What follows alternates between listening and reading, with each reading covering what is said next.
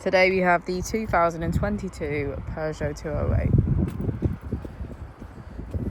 This vehicle has done just under 11,000 miles. It has an automatic transmission and a fully electric motor. To the left of our steering wheel, we have cruise control as a feature, as well as voice control and automatic headlights. On the right, we have automatic wipers.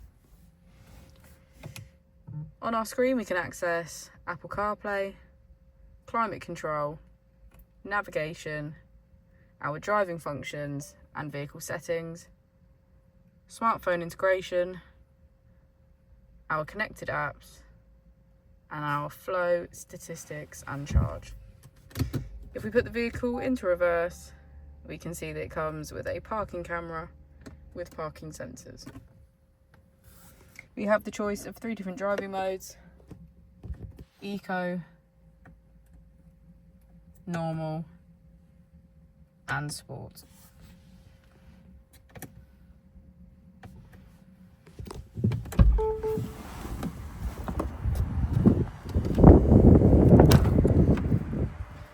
As we go into the back of the vehicle, we can see that it has a black leather trim.